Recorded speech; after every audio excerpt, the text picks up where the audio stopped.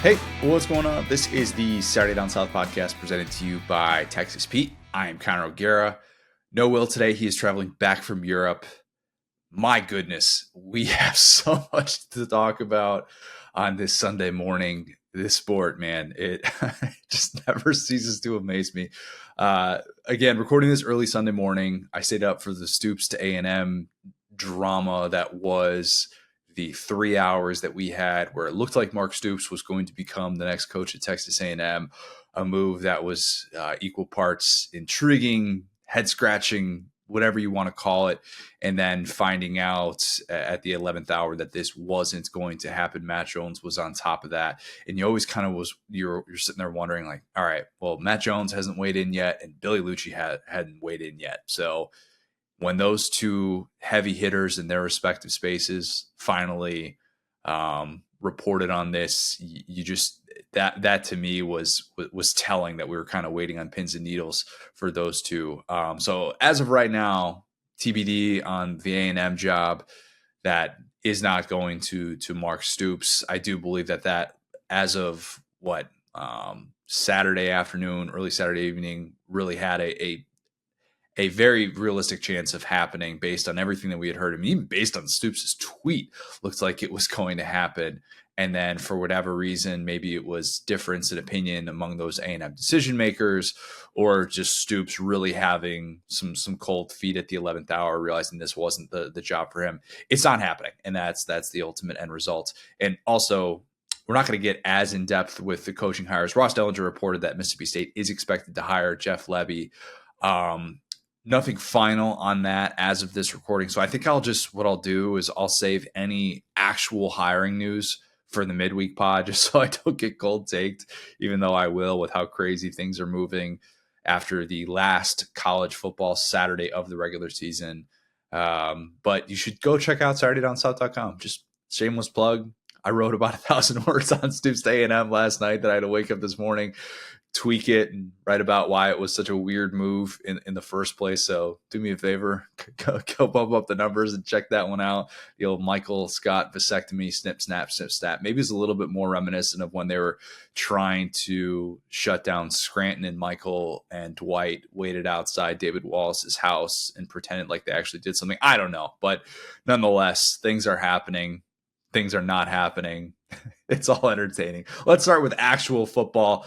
One of the wildest Iron Bowl games ever. Of course, there are very few plays in this crazy sport of ours that can make a neutral observer like myself, who doesn't have any gambling interest. I'm not rooting for anything specific. I'm really not.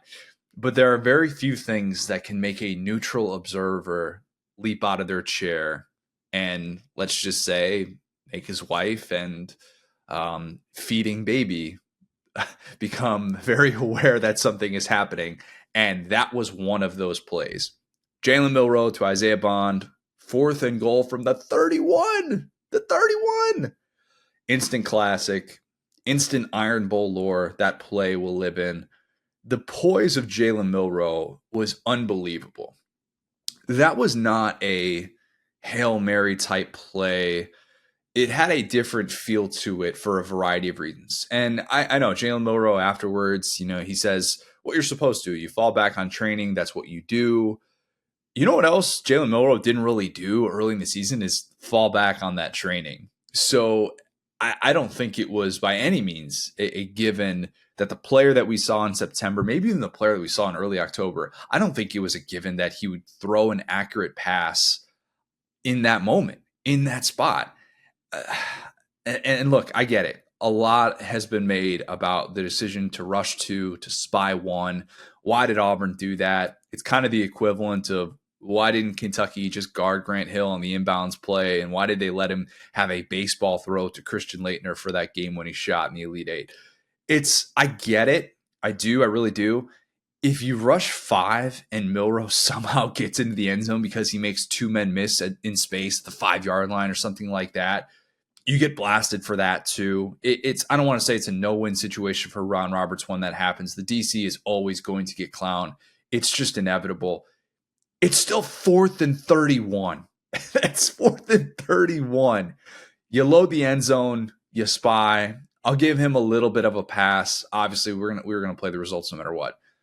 That wasn't the most startling thing, though, to me on that play, and the way that it developed was that A&M played a drop 8, borderline drop 9 in coverage, I guess you could call it, with the spy.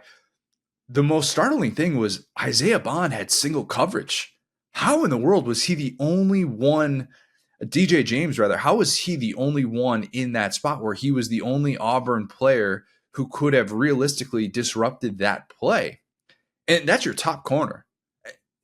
In most instances, you would probably take that if you're Auburn. But I just don't get how that happens on that side of the field.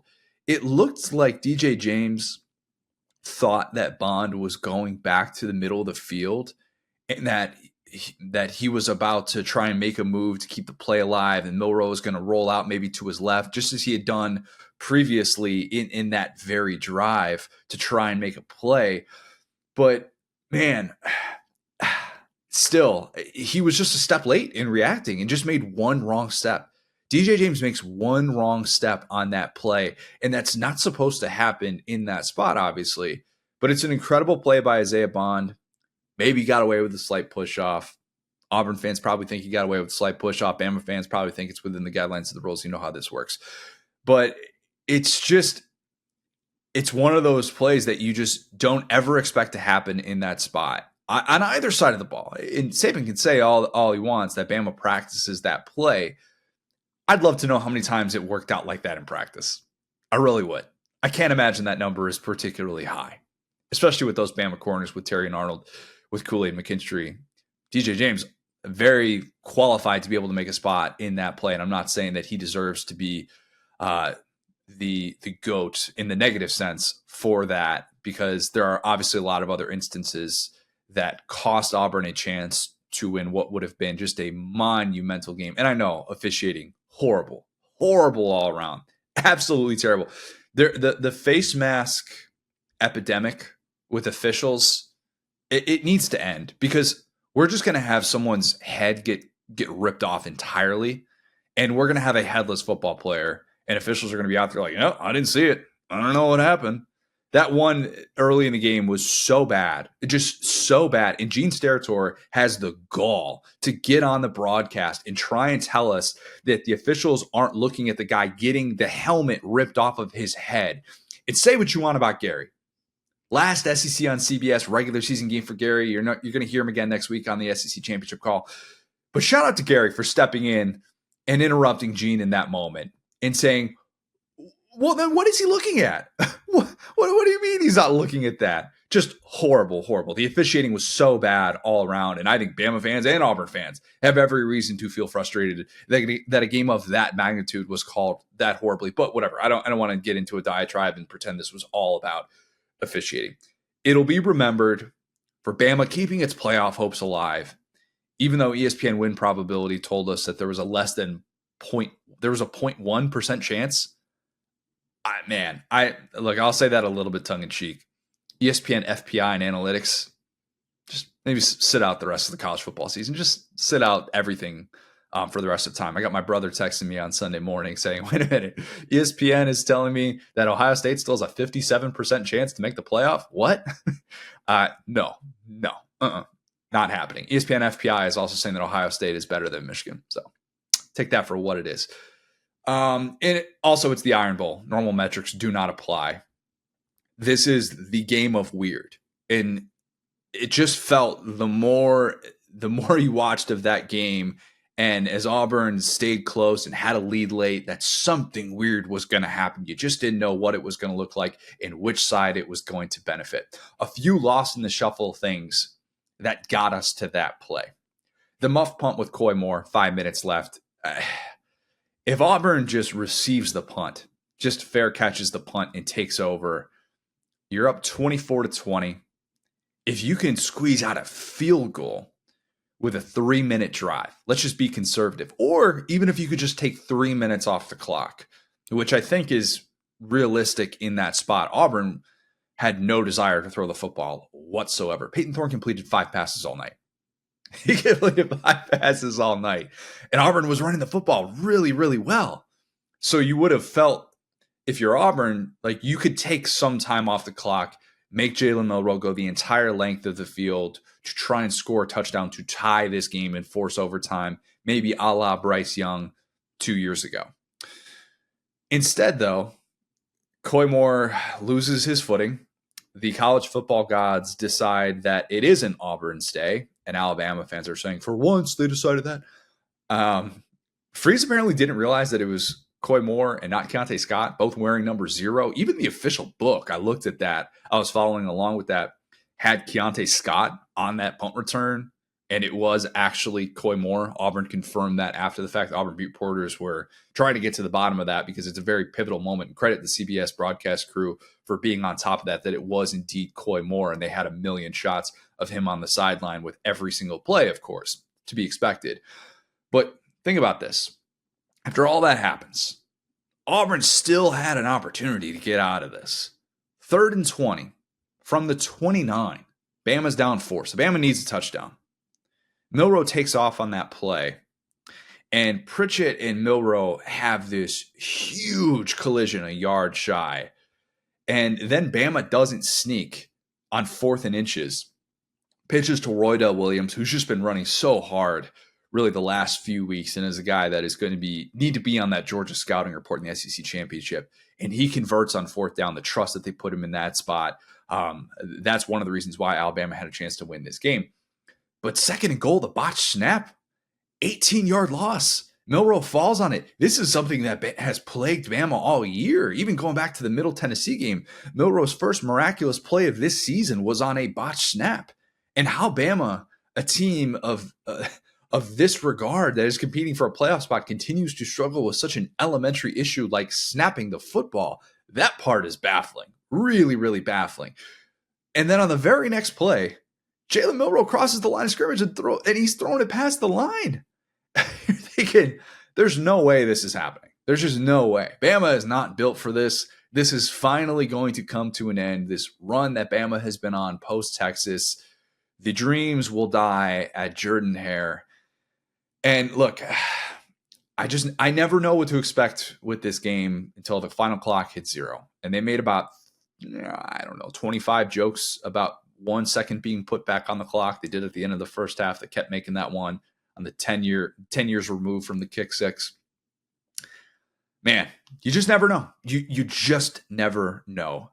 Saban said this was the first time that he remembered that weird stuff going in their favor. I would argue Bryce Young 2 years ago driving 98, 99 yards, whatever it was. I would argue that qualifies as weird things kind of going your way. Did Bama get away with the holding penalty in the end zone? Yeah, probably. But nonetheless, the weirdness that was that game, a 4 overtime game with a Brian Harsin-led Auburn team that was in a free fall, that day it did benefit Bama, and this day it did benefit Bama. Look, you knew New Mexico State would not matter on the Auburn side. I kept saying that over and over, even though I said I think Bama's going to win this game, and I think they're going to find a way to cover the spread and win like a 31-14 type game, in which it feels a lot closer than that. You can't assume anything when it comes to projecting Auburn based on past performance when Alabama is going to be on the table. That's something that we have all learned from this team, is that it's just not a good barometer to use the previous 11 games. Think about this too. They share this stat on SEC Final, and sorry, Auburn fans, this one's going to twist the knife that much more for you. There were 90 situations in which a team has attempted to go for it on 3rd or 4th down in the last 2 seasons. So 90 situations in which a team is attempting a 3rd and 30 or 4th and 30 or longer in the last 2 seasons. 90 spots like that. And Bama became the first one to convert that in a 2-year stretch. And it happened with playoff hopes on the line, on 4th down, in that moment, in the final minute. I mean, of course it did. Why wouldn't that be saved for that moment? I'm stunned that this happened. Absolutely stunned. Herbstreit and Fowler reacting the way that they did in the booth from Gainesville. If you saw the tweet from our friend Amanda Brooks over at ESPN PR. That clip was so great. All of us watching that game without rooting interest, that was the genuine reaction it seemed like the college football world had watching this. And Bama just finds a way. Bama finds a way. I will bang this drum until the drum has nothing left. They are never afraid of close games, ever. 24 SEC games in the last 3 years for Bama. 18 of them one-score games in the fourth quarter. It is a testament to Nick Saban and his legacy, even if he doesn't win a national championship in this 3-year window. But it is a testament to him and his legacy that in that stretch, he has now gone 21-3 in SEC play. You can't tell me that's a coincidence. And this team that we said in September, oh boy, 8-4, 9-3. They just went 8-0 in SEC play. And look, if Georgia-Bama turns out to be this lopsided game where Georgia reminds us why it's the two-time defending national champs, and this is just a game in which this truly does feel like, all right, Georgia has totally taken over the college football world, and there's really no doubt after 2 in a row against Bama, dating back, obviously, the 2021 national championship. To me, even if that happens on Saturday, the play that Jalen Milroe and Isaiah Bond made will be talked about forever. That's just the way that the Iron Bowl works. Kick six is still talked about forever, even though Auburn didn't win a national championship. But that game felt more important than the national championship that year. I don't know. Depending on who you ask, yeah, there's a case to be made for that. Prayer of Jordan Hare, one of those iconic plays. It just is. This play, if Bama plays for a national championship, how about that? It will be, in my opinion, one of the defining plays of the Saban era. It truly will be. That sounds like I'm giving him so much credit for that. But to me, the quarterback situation, the way that this is all played out, the faith that they put in Jalen Milroe, the trust that Tommy Rees has developed in him to build a game plan around his skill set, all those different things when, the USF thing happened and the benching, non-benching, whatever you want to call it, the Jalen Milroe is on the sidelines and he's going to have to figure this out if he's going to be the quarterback of this team and if Alabama's going to go to the places that it wants to go. All of those things had to happen for this group to be in this spot at 11-1 with a chance, just with a chance. The fact that it happened against Hugh Freeze, who was the last guy to beat Saban in consecutive years, and at Jordan Hare, where Saban has struggled more than any place during his time at Alabama, more than Death Valley, obviously, hasn't lost to Georgia or anything like that since year one. So this is Saban's house of horrors. It is. And you could see the look on his face afterwards. This just felt so monumental in every single way.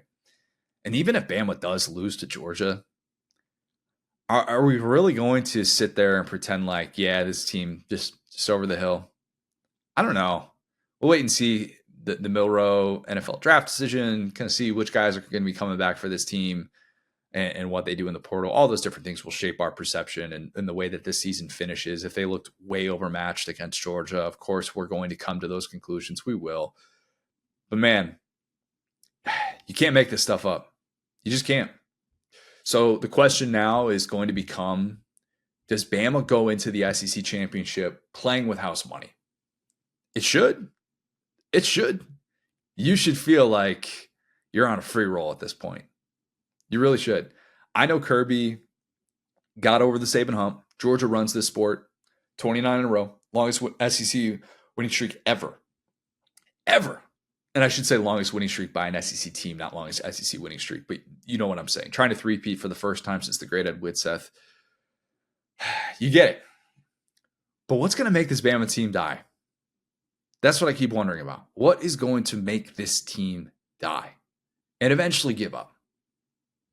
Because we've seen championship teams that have lost a regular season game in which we think we have the Bama flaws figured out.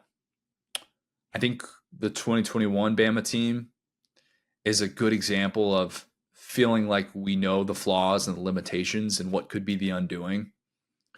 Many would say it was Bill O'Brien. Many would say it was the offensive line. all the penalties, whatever you want to say, a team that had weaknesses. And I guess we saw that play out, but it took until the fourth quarter of a national championship. But what are going to be the things that ends this Alabama season? Maybe the run defense, which was mostly really bad on Saturday. Worst run defense performance of the season. Worst run defense performance since last year's Iron Bowl. Maybe it's going to be the snap issues. Maybe there's going to be a time in which Jalen Milroe can't do that, and that happens on fourth down. And instead of taking that 18-yard loss with a chance to be able to to redeem it a play or two later, that's not there. And that's what Bama has been able to do. I mean, go back to 2nd and 26, the play that happened right before the sack that Tua takes. Tua was saying it, what did he say, as recently as 2 weeks ago? That was the maddest that Saban had ever been at him for taking that sack in that spot in the national championship. Yeah. I'm not saying Bama is winning a title because of what happened and the way that this played out. If that does happen, though, that play, 4th and 31, Milroe to Bond, Isaiah Bond. That play is at the start of the championship DVD. It is. We're going to be talking about that one for a long time. And sorry, Auburn fans, I know you don't want to hear it. You still got plenty of great plays that we're going to be talking about for a long time. It's not like the kick six. We're just past now the 10-year mark, and we're never going to talk about that again. Trust me. Auburn fans, if ever you feel bad about the way that this one played out, just watch kick six, watch prayer Jordan Hare. Just it'll be okay. It'll be fine. That I wanted to tell that to the Auburn fans who were in tears watching that play out. Not hating on people for crying. Nothing wrong with a good, healthy cry. Everybody does it. Not everybody does it. I take that back. A lot of people do it. Life will be okay. Life will be okay. Life is okay for Bama as it heads into this SEC championship, a matchup that has set up in ways that, man, I am just so excited for. And we'll get to some of the playoff ramifications in a bit here when we talk about Georgia. Let's first talk about the unranked SEC team who, just casually knocked off a top 10 team on the road. Kentucky, Louisville. What a roller coaster day for Kentucky. If there's been a crazier day in the history of Kentucky football, I don't know what it is. You go from being down in this game 17-7, middle of the third quarter. Louisville looks like it's about to run away with it. It's the largest crowd ever for a Louisville home game, maybe the biggest game in Louisville football history. Jack Harlow is flipping the double birds to the UK fans, bad vibes all around. And then just like that, bang, Kentucky does something that I did not think they had in them. Point blank. I don't even know if Stoops thought his team had that in them. The offense just caught fire. 31 points in the final 21 minutes of this game. Outside of the horrendous Devin Leary pick to get Louisville right back in it. Just a costly turnover in that spot in which you're wondering, oh man, this is why Kentucky can't have nice things. This offensive explosion was so out of nowhere. And my doppelganger, Liam Cohen, he was in his bag. Maybe it was the fact that he was on the sideline. Whatever the case, he was dialing up some looks, and Kentucky was feeling it. What a day for Ray Davis. Not the second half of the season that he was hoping for. He wanted more volume. Stoops has seemed kind of frustrated with him and maybe the lack of explosiveness. But whatever. To score not one, but 2 fourth-quarter touchdowns in that game, including the game winner, that's why you call that guy. Think of how big Kentucky's transfers have been in playing a part in beating Louisville. I'm pretty sure Will Levis, I didn't have a live look of him during this game on Saturday. He was probably just sitting there from, some apartment in Nashville, just with L's down the entire time. I'm assuming, okay? That was probably the entire Kentucky fan base. This game was the vision that Kentucky fans had for this team. Barian Brown kick return for 6. Beautiful throw into a tight window for Dane Key, a play that I thought we were going to see so much more of between Devin Leary and Dane Key, and we have not. You saw an improved big blue wall opening up holes for Davis down the stretch. Leary making more of those big-time throws. Deion Walker, J.J. Weaver, those guys were everywhere on the defensive side of the ball. I would have been better off predicting this game based on my preseason crystal ball than I would have been using the previous 11 games to try and figure out how this was going to go. Dead wrong. Apologies to Kentucky. Hand up. I also will say I had no reason whatsoever to believe that the win streak against Louisville would continue, but boy, did it. What a depressing game for Louisville in so many ways. Kentucky had not beat an AP top 10 team on the road since when? You already know. Come on. Jimmy Carter administration, of course. Bittersweet in some ways because you wonder why it took this type of situation to bring out the best in Kentucky. Easily the best this team has looked was in that final 20 minutes. Again, outside of the one Devin Leary interception. If Jack Harlow is at every Kentucky game just throwing up the double birds, is Kentucky playing in Atlanta next week? I don't know. Some are asking. Probably not, but this could have been a 9-3 team if it had played like that all year. I think that's at least fair. Bama and Georgia were on the schedule, so that was always going to limit this team's upside. This was never going to be a division title winning team, in my opinion. But I was really impressed because I don't think Louisville is a massive fraud. I really don't. That D-line held Davis in check most of the game. He really did not get going until the fourth quarter. And Kentucky only finished this game with 289 yards of offense. This wasn't like, and they benefited from some short fields, obviously, but this wasn't like a game where Kentucky was moving the ball up and down the entire time. I mean, they were really held in check for a good chunk of this one. How about Joey Gatewood out there scoring touchdowns for Louisville as a tight end? How is that guy still in college? Oh, man. Everybody has eligibility forever. They shared on the broadcast that when Liam got to Kentucky, he told Gatewood that he should be a tight end, not a quarterback. Probably a little bit harsh. I don't know how that was received by Gatewood at the time, but great advice. He was right. They apparently had a laugh about it during the week. But look, despite all the mojo that Louisville had going into this one, I didn't think that they had a playoff path with all the things that were working ahead of them. But they were still a one-loss team playing in probably their biggest game in program history. I don't know, in some time at least, and especially with what Kentucky had done, there were so many things that suggested this was going to be one of those days in which Louisville has this come-up moment, and it's a changing of the guard with Jeff Brom, and it's no longer Scott Satterfield just getting dominated by Stoops year after year. But what a win for Stoops to continue his dominance in this. Stoops just owns Louisville. I might, for future previews of that game, just have to say that and move on.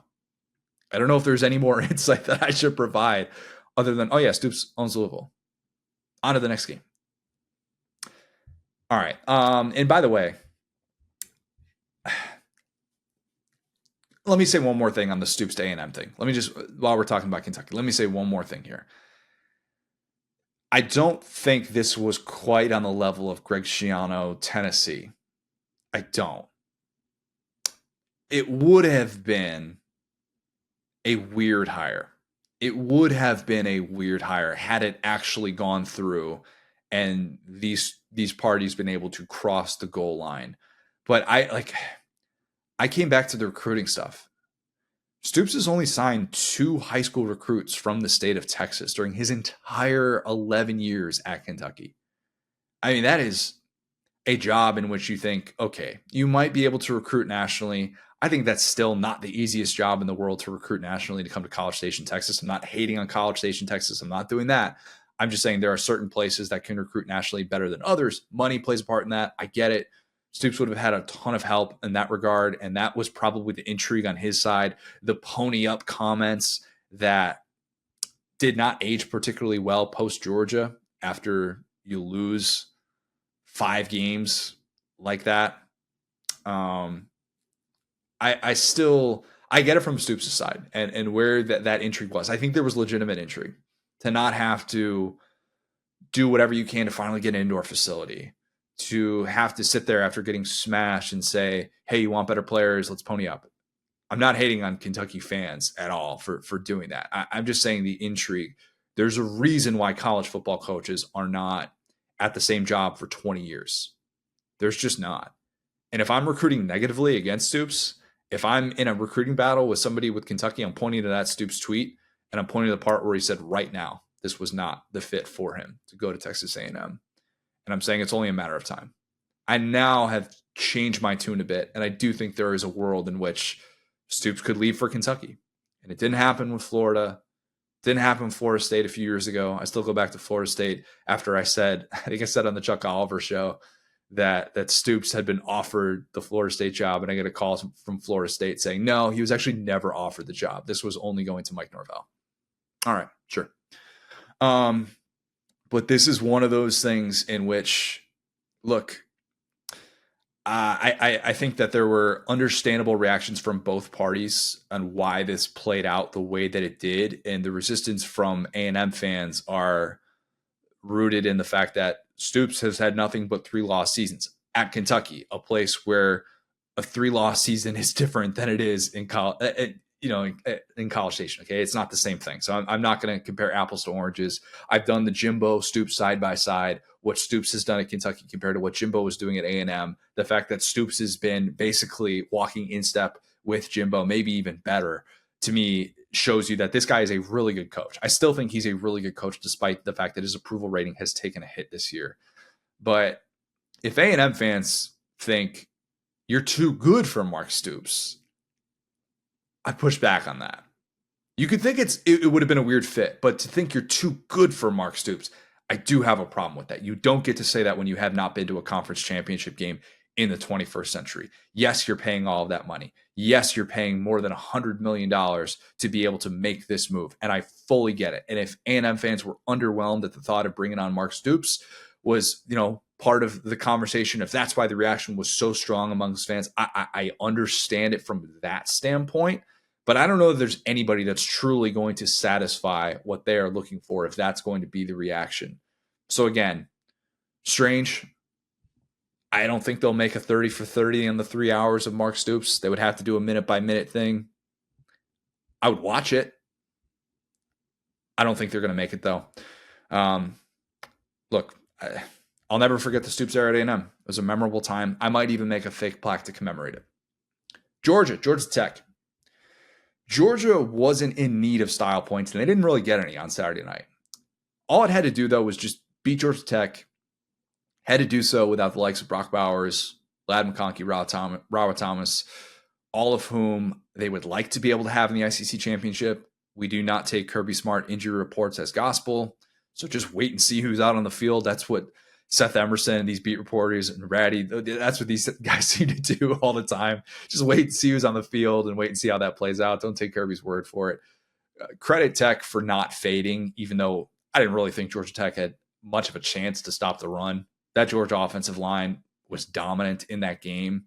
I never thought this game was in doubt because of that. I love seeing a healthy Kendall Milton. Man, it's great to see what that guy can do with I would say close to 100% health at this stage of the season. He is a dangerous weapon if he's going to be able to take advantage of Georgia's offensive line like that. Speaking of dangerous weapons, Dylan Bell, there needs to be ways to manufacture that guy touches, even if they do get those pass catchers back. He's just too good. He's just too good. He's awesome, man. Like I think that getting him lined up all over the formation is just another little wrinkle that you can do with this team. And he looks like he's really growing with his confidence in this offense, and that's fun to watch. I think if you are looking at this game from the outside, if you're watching this game from the perspective of a Texas fan or a Pac-12 fan or something like that, you could say, yeah, Georgia had moments of weaknesses. Probably not ideal that this team was so young at the inside linebacker spots. We're not selling CJ Allen stock. We're not doing that, so don't get it twisted. If Georgia defends the run like it did against Tech and Auburn, as Javon Bullard said in the postgame, this team won't three-peat. And someone like Michigan or Oregon will be a brutal matchup. Maybe even Alabama could be a brutal matchup if that's the case. I don't think it's a fair thing to assume that Georgia will defend the run like that against those teams. And maybe I'll get cold taked on that, but I don't think that's a fair thing to assume. I outlined all the reasons why this was a really tricky spot for Kirby Smart against a Tech team that was very much overwhelmed by the Georgia offensive line, but still, I think that there are plenty of elements that suggested this game was going to stay somewhat interesting. And what we know about Georgia having already clinched an SEC championship berth, and you're already pretty banged up at some key spots, and you're just trying to make it out healthy. You don't want to empty the bag with all the plays. Now, look, I'm the guy defending Bobo saying that they want to empty the bag with all the plays. Let's look at the positive for Georgia. Let's do that. 12-0, 3 consecutive 12-0 regular seasons. It's insane. It really is. 29 straight wins, again, an SEC record. You still have everything on the table against Bama. And I know everybody else on the outside is going to be talking about the other elephant in the room, pun intended. Can Georgia make the playoff with a loss to Alabama? I'm going to say those odds aren't great. I'm going to say they're not great. Why? It's not really an indictment of Georgia. It's not really even an indictment of Georgia's resume, if we're being 100% honest. 12-1 Bama, who beats Georgia, neutral site game, they would have a leg up. Somewhere, Bama fans listening are saying, Atlanta's not a neutral site. Georgia's... Yeah, I get it. Okay. So let's just assume that a Bama team that's 12-1 that beats Georgia is getting it ahead of Georgia. That's what we're talking about. Teams that would be given a playoff spot ahead of Georgia. The winner of Washington, Oregon is getting in. I think that's the case. And I've poked holes in the Oregon resume, and I think it's vastly overrated. If I'm a Texas or Bama fan, I'm kind of livid that Oregon continues to get the benefit of the doubt, despite the fact that they looked awesome. Lock of the week streak is finally over. Oregon put me in a locker, gave me a swirly, whatever you want to call it. They looked awesome against Oregon State. Tip of the cap to them. Their most impressive game of the season, bar none. And if they beat Washington, they will be in as the top-ranked one-loss team throughout this entire process. So I think that will hold true. But let's say those spots, the Pac-12 champion and a 12-1 Bama who beats Georgia. Let's say those two spots are getting in no matter what. Georgia would probably need 2 of these 3 things happening to make the field as a one-loss team. You would need Florida State losing to Louisville in the ACC championship, Michigan losing to Iowa in the Big Ten championship, or Texas losing to Oklahoma State in the Big 12 championship. You need 2 of those 3 things to happen. Is that possible? Sure. I'd consider Michigan beating Iowa about as close to a lock as there can possibly be. Can you imagine if Brian Ferentz is up there on the podium of a Big Ten championship hoisting that trophy? No, you can't. Of course you can't. So in that scenario, the realistic path for Georgia to get in as a one-loss team, again, we're just speaking in terms of the contingency plans, just in case all hell breaks loose, or just in case Bama does continue this run. Okay, we're just mapping out scenarios here. We're trying to get ahead of this stuff. The realistic path is 2 of those 3 things happening. There's still a chance that this could happen as well. Texas wins, and Bama wins a thriller against Georgia. The selection committee says, we know that Texas has the head-to-head against Bama, but we're going to put in Bama and Georgia, plus the Pac-12 winner, and likely Michigan. That scenario, in my opinion, is only on the table if Florida State loses. Florida State losing is such a key development, and Georgia fans who are probably rooting for Florida on Saturday night, just in case, I'm not saying they're sitting there rocking blue and orange, not saying anything like that, but, just flipping over, being like, oh, hey, is Billy not going to get cute in the 4th quarter here? Is Florida not going to find a way to have stupid penalties, cost themselves a chance at a very winnable game against a top 10 team? I'm saying that would be the best way for this path for Georgia as a one-loss team to open up. Obviously, Georgia fans are not thinking about the worst-case scenarios. They're thinking about a world in which they continue this run, they continue this win streak, they beat Alabama, and that 1 seed is locked up. That's all they're thinking about, okay? Georgia is the last team that I worry about when it comes to dialing in. And maybe it even helps this team to feel like it's not a spot that's clinched. It's different than the last 2 years. I think the last 2 years, Georgia's spot in the playoff has been clinched. It definitely was after getting waxed by Bama 2 years ago, because obviously Georgia was still in the playoff. Fans might be asking those questions. Players won't. Coaches won't. Kirby's not going to be talking about that unless Georgia loses to Bama, and then he's got to go on national TV on Sunday morning before the selection show and explain his case. That's how this is going to work. But for now, Georgia 12-0, feeling really good. As good as Georgia should feel, I think, in this spot, given the injuries, given how top-heavy it looks like the field is going to be this year. Florida State, Florida. Oh, boy. Florida losing 5 in a row to miss out on bowl eligibility. You don't really have to look far to answer the question why.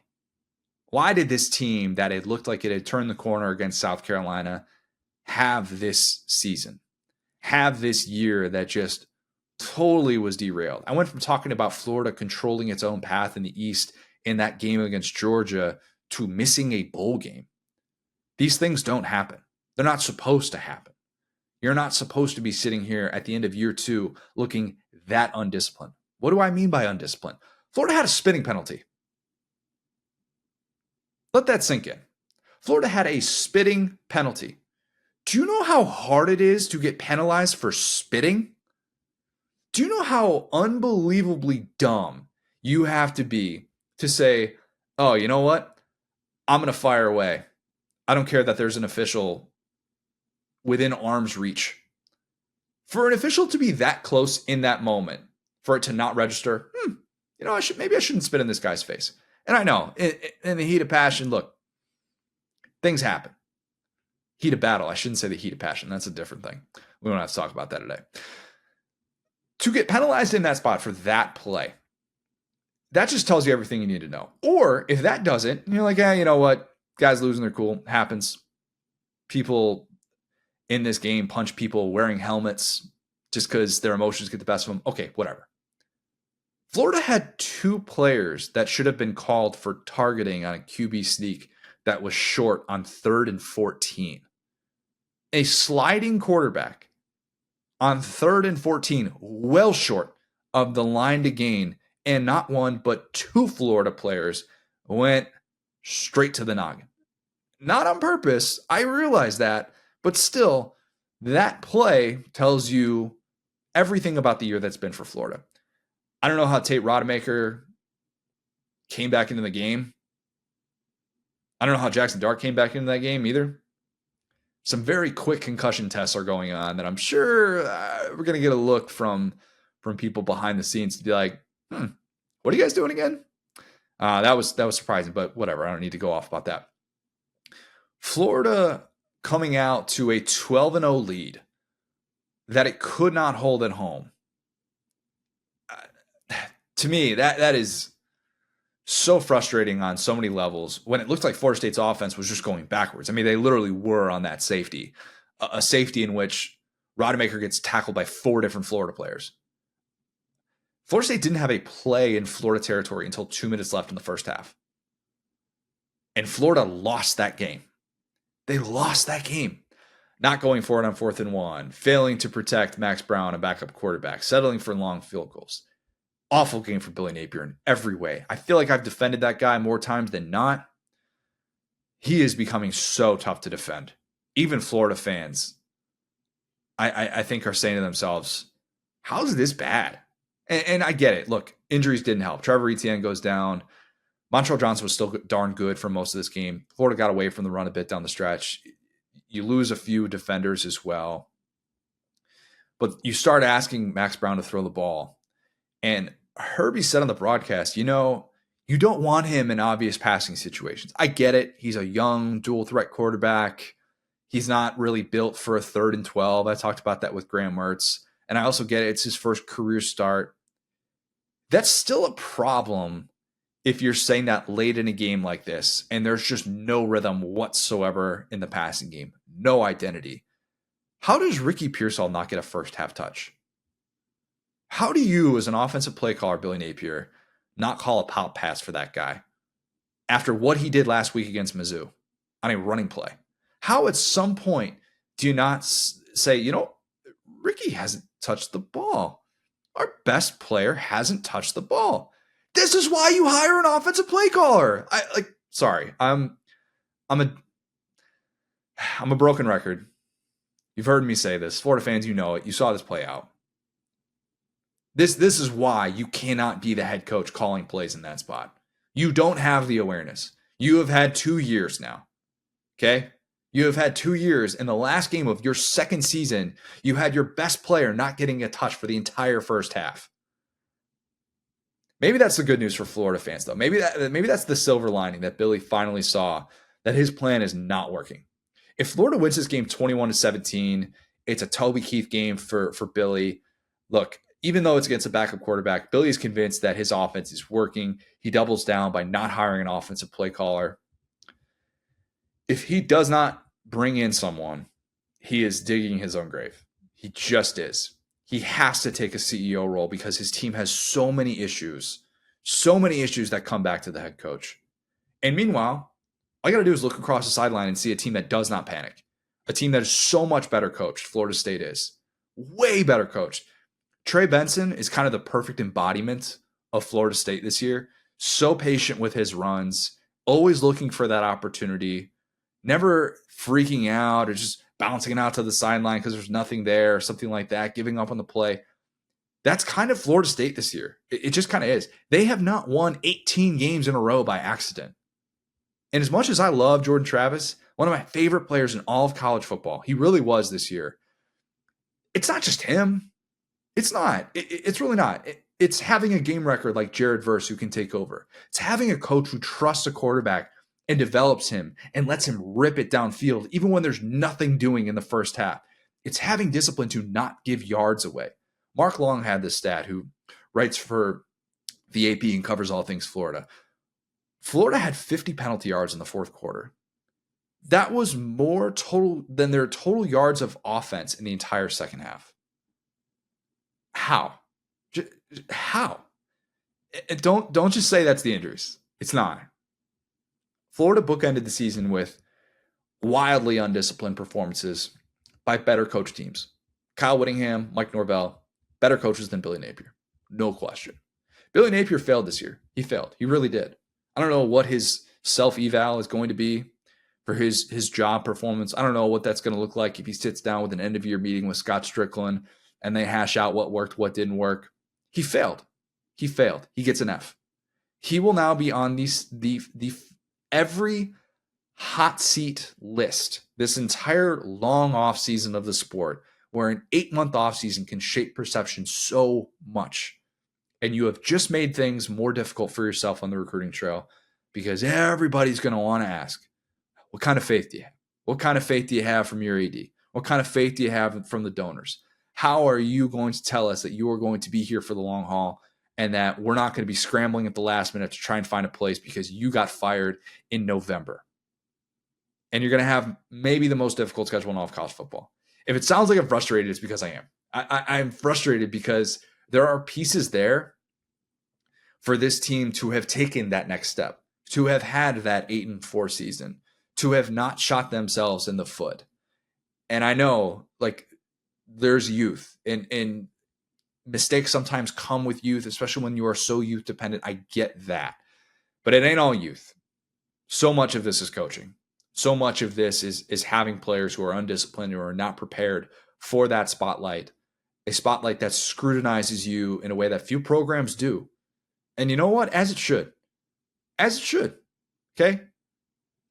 I think that this entire Billy conversation is going to feel very one-sided throughout this entire offseason. We'll have a lot more thoughts on that and where he goes from here. I've already mapped out with Matt Hayes kind of what I would like to see from an offensive coordinator hire, all those things. We'll have more conversations about that. Florida State, one last note on them. I couldn't believe that Herbie doubled down on game day. I like Herbie. I think what he does, his travel schedule, all of it, there's a reason that guy is as good as there is in the business probably. I don't think Herbie understands the playoff, despite the fact that he is on those Tuesday ranking shows every single week. He says at least one thing on those ranking shows or on College Game Day that makes me think, has he just not been paying attention to the playoff for the last decade? He said on College Game Day that, quote, it's not so simple for Florida State to make the playoff as a 13-0 team. Yeah, it is. And Tate Rodemaker might not be Cardell Jones. That's fine. But Herbie telling us at the end of that game, on Saturday night, a game in which he's on the call for with Fowler, him telling us not to judge Florida State based on the fact that it was only a 9-point win at the Swamp. Even though, like, look, we knew the factors that were working against Florida State. He's like, don't judge Florida State for that. Herbie's just talking about himself. I think he's trying to talk himself into that. Hopefully he has done a 180, and we're not going to have a third consecutive week in which Herbie is telling us that a 13-0 Florida State team, just because of the change of quarterback, might not deserve a shot at the college football playoff. Florida State will absolutely deserve a shot at the college football playoff if it is 13-0. Obviously, you got to beat Louisville to get there. Maybe Louisville's going to be a bit pissed off. Texas A&M, LSU. A slow start and a very Jayden Daniels-like finish to this game. He gets his 4 touchdowns. That is 50 total touchdowns on the season pre-Heisman without an SEC championship game. Unreal. Just unbelievable. 12th Power 5 player ever to have 50 touchdowns pre-Heisman. He's going to New York. There's no doubt about that. He's top 2 at the very least. He will be. There are going to be a lot of eyes in the Pac-12 championship, understandably so. There will be Heisman voters who cast their ballots based on whether Bo Nix looks the part and gets the revenge against Washington. If he does that, there are people who will say, Bo Nix, Heisman winner, simple as that. That's that, Kirby's where you can say simple as that. There will be people that do that. There will be. I will not submit my ballot until late in the day on Sunday. I think I need to do that every year. It allows me to kind of not be too reactionary to the Saturday conference championship games. I can take everything into consideration. I found myself last year mapping out scenarios beforehand. Okay, if this happens and this happens, how will I feel about this? And you really don't know until you watch this stuff play out. But I'm telling you, the listeners, 2 years after I went on a diatribe about Heisman voters and the busted process, and now that I get to be a part of this, and I truly take that seriously, and I've watched even more football this year than I have in any other time in my life. I promise you, I will not be making that decision until Sunday night. But yeah, Jayden Daniels, his Heisman conversation. This game, I actually thought there were opportunities for LSU to pad the stats if they wanted to, but because A&M came out as well as it did with Jalen Henderson, who again, I thought for the most part played really, really well in this spot with the limitations of A&M. They didn't even have Evan Stewart out there, and that guy played his tail off. I hope he gets an opportunity. I think he's allowed to be able to transfer with this 30-day window, even though he's already transferred from Fresno State to A&M, but with the coaching change, I think and hope he gets an opportunity somewhere to be able to run an offense. He's fun to watch. But the perspective of this game, which probably for people like me was just get Jayden Daniels as many touchdowns as humanly possible, it definitely shifted to just go win a football game.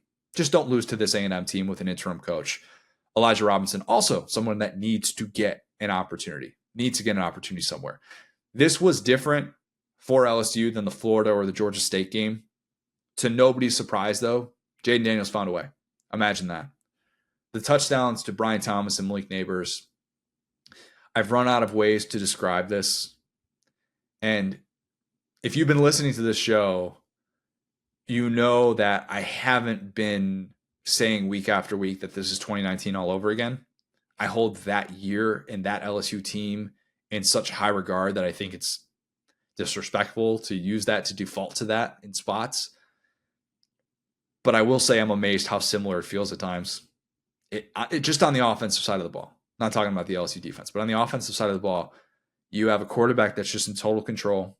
He doesn't fear getting hit. That's a big part of what makes this offense go. He lets plays develop. He dares defensive backs to try and spend that time covering those guys, knowing they're not going to be able to do that for 5-6 seconds. They're just not. He will throw into tight windows. He can throw in the traditional, look, he's going to sit in the pocket and he's got look off the safety. He's going to come back over the top. Brian Thomas on the right sideline. Like, he'll do that. He'll throw off platform, whatever. It just doesn't really matter. He's just going to find a way. And I'll say this too. I know that Marvin Harrison Jr. is unreal. He is unfreaking believable. I want him on the Bears so badly. So badly.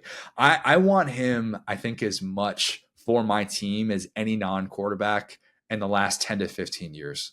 And look, I've been covering this sport now for a while, and I've I've had a lot of guys that I've thought to myself, man, if they could just get this guy, if they could just get that guy.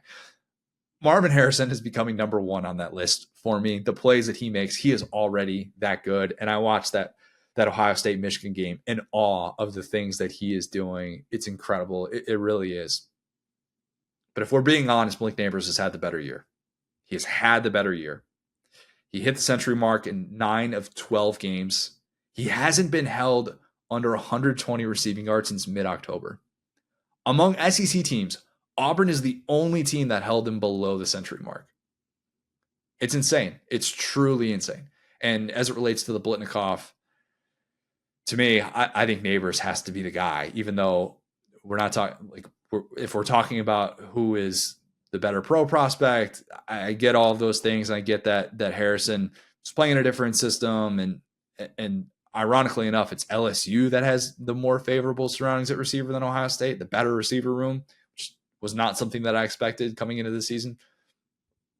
I hope we get one more game of this LSU offense because it's so fun. It's very, very likely that it will not be a New Year's Six Bowl. Ole Miss is kind of blocking that path from LSU. Let's talk about Ole Miss. A game that feels like it was a month ago. The Egg Bowl on Thursday night. I really wanted 3-0 to hold. It would have been the lowest scoring Egg Bowl ever. Sadly, we did not get it. We did get Ole Miss winning ugly, which is something I think Lane has been able to do a little bit more this year. Jackson Dart, not sure. I would have loved to have known, and I know he had the TikTok afterwards that was going viral. I think that was Ali G, an Ali G filter. I don't know. I'm not on top of it. But I would love to know how many cobwebs he was shaking out after taking that hit. It almost woke him up, though, in a weird way. As much as it frustrates me that he takes some of those hits, and I would be very frustrated if I were Lane with how little he protects himself as a runner. He does provide significant value by playing fearlessly. I will give him that. There's no question about it. Think about this, though. Ole Miss gets to 10 regular season wins for the second time in 3 years. Ole Miss has had 2 10-win regular seasons in program history. Both belong to Lane Kiffin. Incredibly impressive. Incredibly impressive. And I know we talk all the time about Lane not being able to beat the teams that actually end up being quality teams at season's end. I know we talk about that. By the way, though, he gets to end the streak because LSU's 9-3. So for the first time in 12 years, Lane Kiffin can say that he beat a Power 5 team who went on to win 9 regular season games. I was bracing for a 6-win Ole Miss season. Dead wrong. I think I was just underestimating this team in every area. I really was. Even Judkins, who got off to that slow start, he still ends up hitting 15 rushing touchdowns. They said on the broadcast, the only other player in SEC history to have 2 seasons with 15 rushing yards to start off his career, Herschel. That's it. Pretty good company that he continues to be in. And this Ole Miss team that, look, if you're playing Alabama, Georgia, and LSU in one season, 10-2 is the best you can hope for. It really is. And I think that Lane did a nice job of maximizing this team. You can go back to the second half and say, what if? But still, to get to 10-2, wildly impressive. If Ole Miss doesn't get to a New Year's Six Bowl, it would be getting screwed. A 10-2 team from the SEC getting left out of a New Year's Six Bowl does not make sense, especially when that team had to play, again, at Bama, at Georgia, home against LSU. And Penn State being ranked ahead of Ole Miss is because it beat Iowa at home. Really dumb. And the other part of it too, Tulane blocking out Ole Miss or having that group of 5 spot potentially, if they're able to win the AAC championship, they're able to beat UTSA in the regular season finale. If Tulane was the team that blocked Ole Miss out of a New Year's Six Bowl when Tulane lost to Ole Miss, that would be frustrating. And I know they didn't have Michael Pratt. That game was closer than what the final score indicated. It would still be super frustrating for Ole Miss because I do think New Year's Six Bowls matter, and they will matter probably. We will look back on them in a different way once we get to the 12-team playoff era. It's a good thing that we're not having this debate about the 12-team playoff and Ole Miss potentially getting in. The other good news, Louisville lost. That was huge. If Louisville loses the ACC championship, I believe Ole Miss will get into a New Year's Six bowl. A lot of things kind of factor into that. There's, this all comes down to those rankings and whatnot, and I get that. Those final playoff rankings. And again, a group of 5 team, the highest group of 5 conference champ is going to get into the New Year's Six. But I think if Louisville loses in the ACC championship, Ole Miss gets in. So Ole Miss was the second biggest beneficiary from Kentucky pulling off that upset. By the way, the savage post-game hype video by Ole Miss, can't believe they used the Will Rogers screenshot. If you don't know, look it up. If you know, you know. Will Rogers transferring. Let's talk about that. Mark Zenitz was the one who had this first, and Rogers confirmed that. A lot of buzz about a potential move to Kentucky. Not sure that I see the scheme fit there, but it would continue Rogers' chances of trying to become the SEC's all-time leading passer, to try and pass up Aaron Murray, something that looked like it was inevitable in the beginning of the season, and then he gets hurt. The offense does not do the things that we thought it could, and suddenly he is still looking up at good friend Aaron Murray. Not saying that he's going to transfer within the SEC just to be able to do that, but who knows? Maybe it breaks the tire or something like that. He is such a weird portal target because of the offense that he played in for 3 years with Leach and the struggles, obviously, with the transition to Kevin Barbay. Not exactly a mobile threat. Mississippi State's only touchdown in the Egg Bowl was a Will Rogers rushing touchdown. First time he's done that in 3 years. I think there's a world in which Rogers could go to Southern Miss or something, but they're shuffling their staff right now. I don't know. Maybe he could do something like that, put up a ton of yards, have a great final year in college. There's also a world in which maybe he goes to a Power 5 program. He gets guys to buy in. He plays for like a 9-3 team or something that's in a conference title hunt. We're like, hey, how about this year for Will Rogers? That could definitely happen too. But I think that guy deserves to be celebrated in a variety of ways by Mississippi State fans, and I think he will be. He's going to be all over that record book for a long time, a really long time, as the only Leach quarterback there, because obviously KJ Costello peaked in week 1. I was going to have KJ on the show and just ask him questions about the 2020 opener against LSU. That would have been a fun interview. He's like, we going to talk about anything else? Nope, just want to talk about LSU. Just want to talk about that game. But as for Rogers, I can't help but wonder what his year would have looked like at Mississippi State if he had a less drastic offensive change. Hindsight's 2020. They wanted to play complementary football. Zach Arnett wanted to play complementary football at least.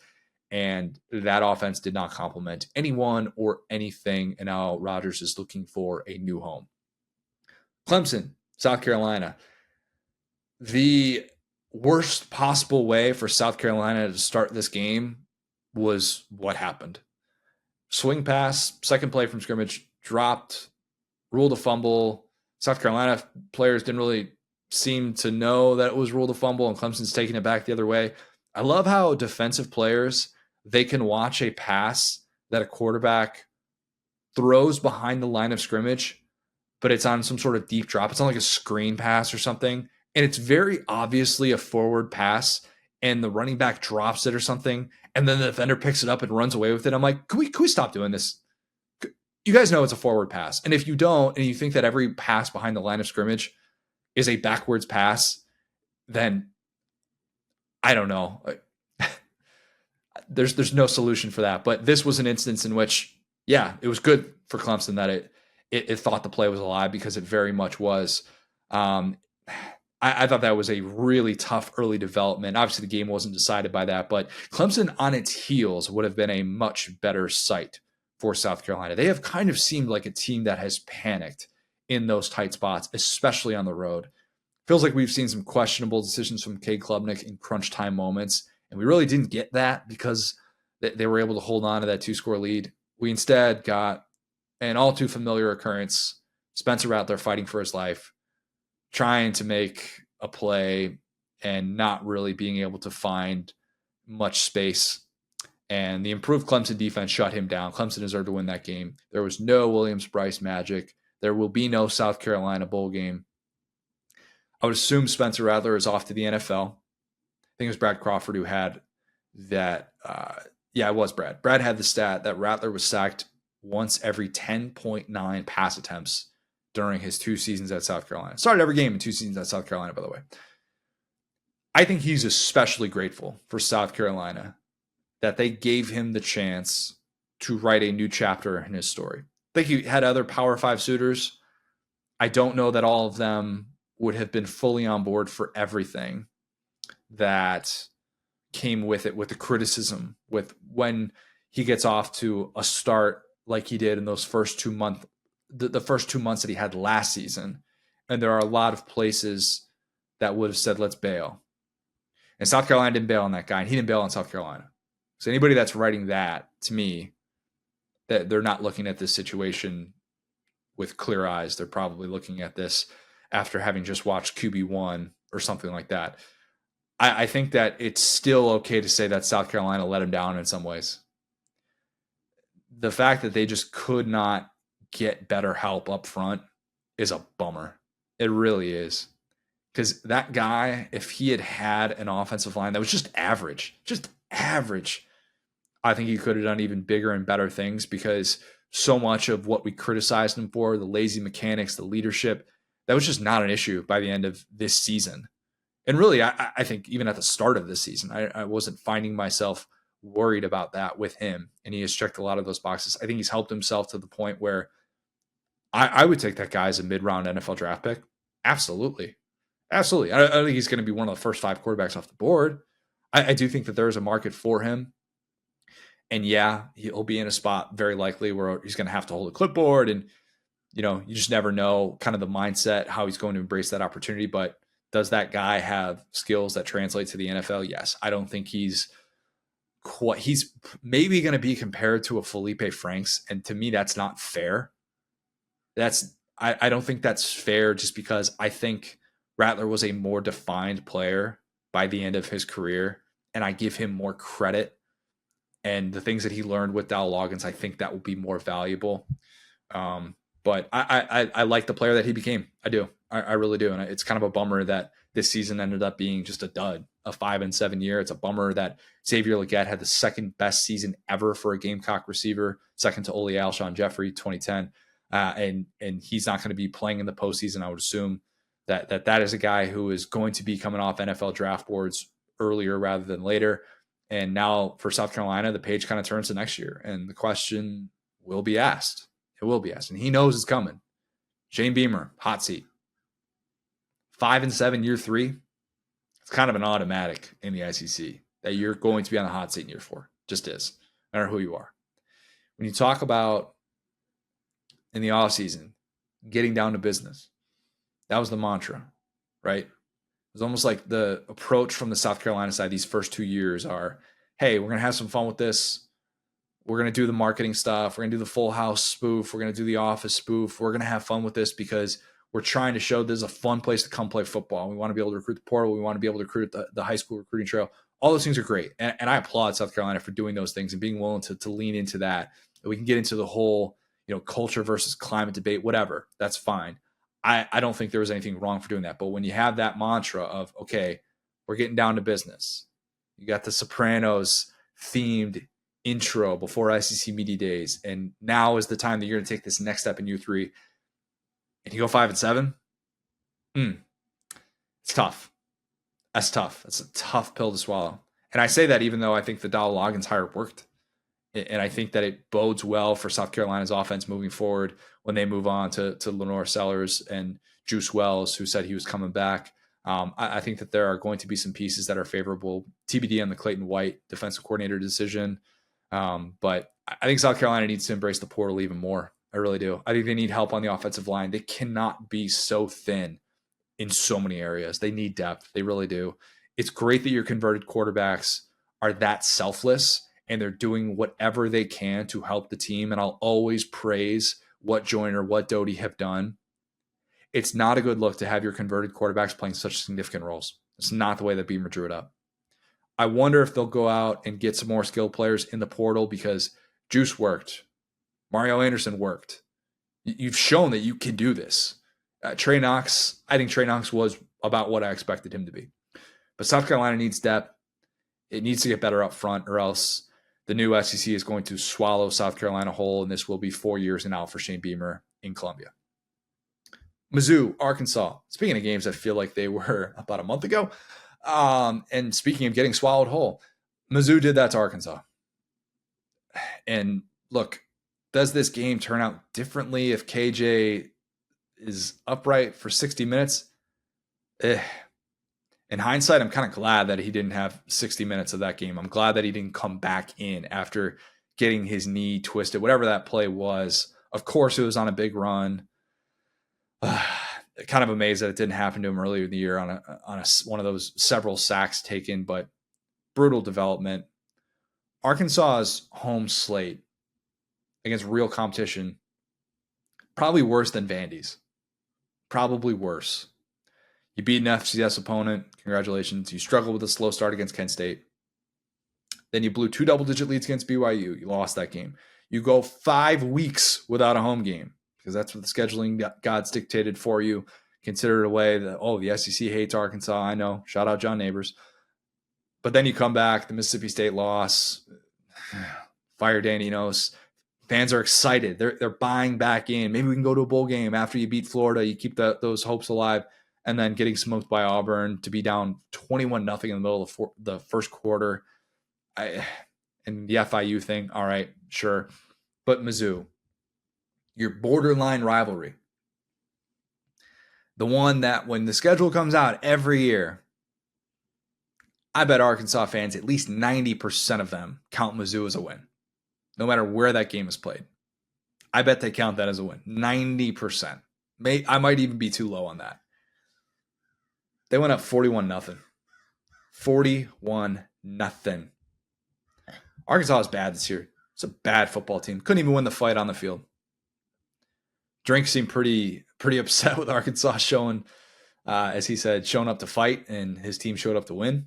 Mm-hmm. Whatever the case, probably some guilty parties on both sides of that.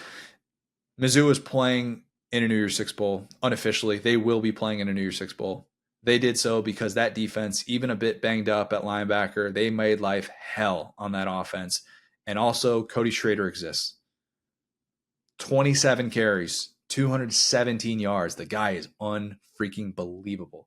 He's not going to win the Doak Walker Award because Ollie Gordon has had an even better year. He had another huge day on Saturday. 5 touchdowns for the Oklahoma State tailback. He's been awesome. But would I rule out Cody Schrader being an All-American? I would not rule that out. I really wouldn't. He's not going to get Heisman love. I don't think he's going to finish in the top 10 of the Heisman. I don't think he will. But still, shouldn't take away from just a remarkable season. And the story is just so awesome. You've heard about it every single broadcast if you've watched this Mizzou team over the course of the last 2 months. He could have, depending on what happens in the bowl game, he could have the best SEC rushing total of the last 5 seasons. That's kind of crazy to think about, too. The best since Trevion Williams at A&M?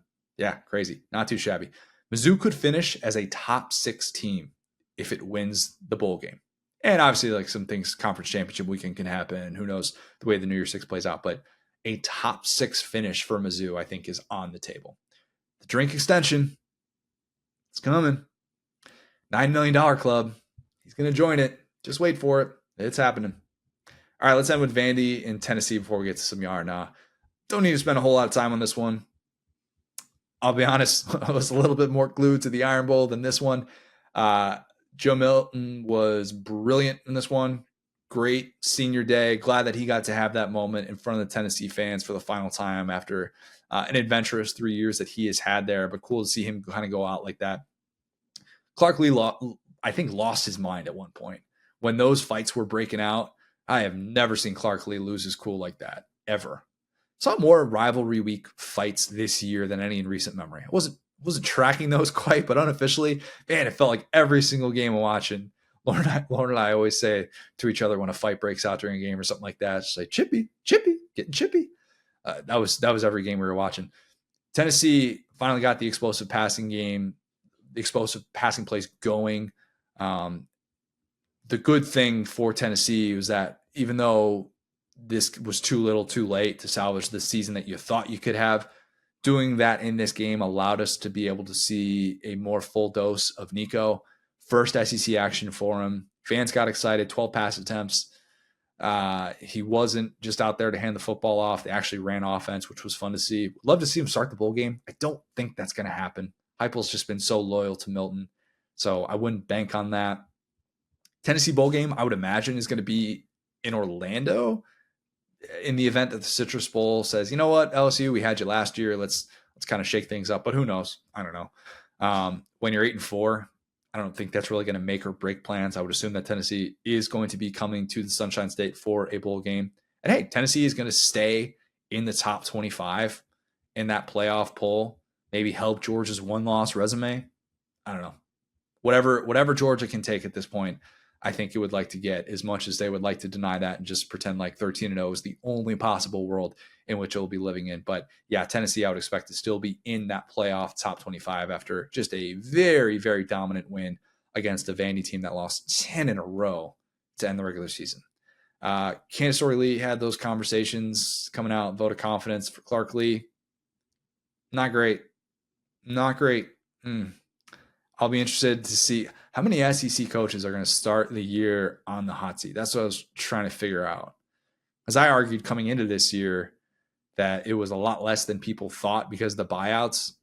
And look, when my alma mater, when Indiana is paying north of $20 million to fire a football coach, I think I need to personally rethink how I look at these buyouts. But even without getting into the nitty-gritty with that, I think Clark Lee will be on the hot seat despite that extension. There's probably a lot of ways in which they can get out of it. And I think if after 4 years they really are sitting there, 3-9, something like that, I think they will move on. And that would be a frustrating pill to have to swallow. But Beamer, I think, will be part of those conversations. We know Pittman's going to be part of those conversations. We know Billy Napier is going to be part of those as well. I think there are at least four. And that's, yeah, I mean, I think that's kind of where you would probably start. Four's a lot. 25% of your coaches on the hot seat. For a brief moment with Stoops-to-A&M, those 3 hours, of course, I'm digging up all these different things, trying to figure out the ramifications of it. There was a moment in which I thought, wait a minute. I tweeted this out too. The only SEC coaches who would have been at their current schools during the 2010s decade, Nick Saban, Kirby Smart. That'd be it if Stoops were going to A&M, but as we found out, that was not in the cards. All right, let's end with some Yarna.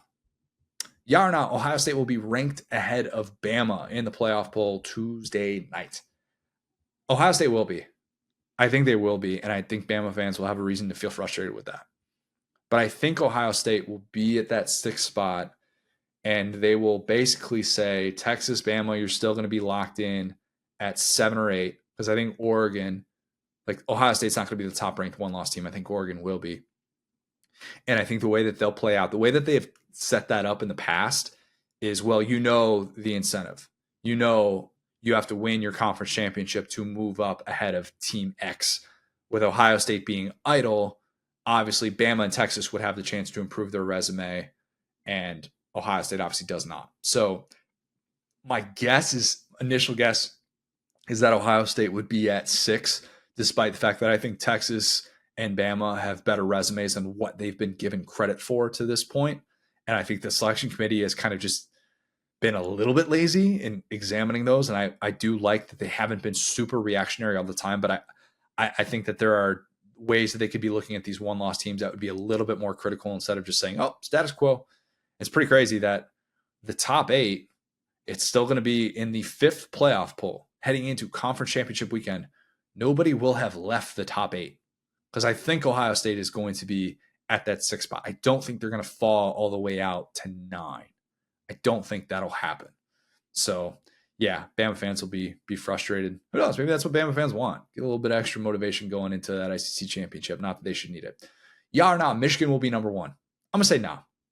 I'm going to say nah because while I continue to be impressed with what this team does on the field, in these games that for the first 6 years of the Harbaugh era were their kryptonite, and they have totally changed the script. Michigan is now, instead of being the team that's arguing about that one play that didn't go their way against Ohio State, which I thought that fumble at the end, the fumble that Michigan fans were probably saying was an incompletion on Ibuka. I thought that was going to be that moment, and I'm going to be like, oh my God, I'm going to have to listen to Michigan fans for the next 10 years tell me about how that actually was an incomplete pass and not a catch and fumble.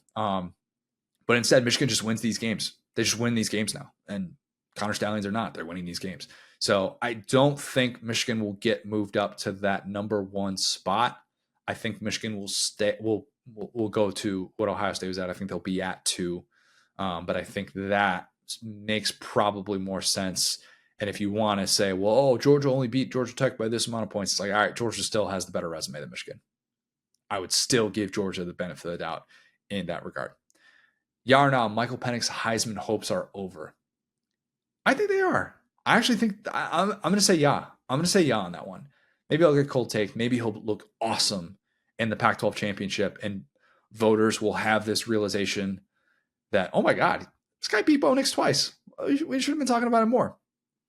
I actually think if Washington wins the Pac-12 championship, that is a positive development for the Jayden Daniels Heisman chance. I do. Because I think Bo Nix has been better than Penix. I do. And I've watched both of them, tried to watch both of them pretty closely. I love the player that Bo has become. And I know he gets criticized for the average depth of target. It's different than Jayden Daniels. So I'm not saying that it's the same exact thing. And the rushing it's surprising that Bo Nix has become this player, and he's not as a rusher what Jayden Daniels is. That to me, like if you had told me one day Bo Nix is going to live up to the hype and then some, I would have said, okay, well, he's going to be this unbelievable dual threat. And instead, it's almost a little bit Baker Mayfield-ish with how he uses his mobility to extend plays and the things he does in that area. But yeah, I'm going to say that Penix, if he wins the Pac-12 championship, I'm going to say the best he can do is second. I really think that. And I think that there would probably still be enough momentum for Jayden Daniels. The 50 touchdowns thing, guys, when people sit down and actually look at how ridiculous the season he had is, when you're seeing the side-by-side comparison to 2019 Burrow through 11 games, man, it is unreal. So yeah, I will say that Penix Heisman hopes are probably over. I do think he could be as high as number 2, but I think Washington is really similar to what TCU was last year. And maybe it's like the Max Duggan thing. Maybe he ends up being runner up or something like that. Okay. Plan for this week. Will is expected to be back. Hopefully he makes it back from Europe and everything is good. Plan is to have Feinbaum on. Still kind of working out the details to be able to set that up. Might have to pivot if his schedule gets crazy. Who knows? But that is the plan, to be able to preview the SEC championship. If you have not, leave us a 5-star review. Subscribe to our YouTube channel where you can watch every episode of the Saturday Down South podcast, which is presented by Texas Pete. Follow us on the app, formerly known as Twitter, at the SDS Pod, at Sat Down South, at CJ O'Gara, at Go So Hard. Thanks, guys. Talk soon.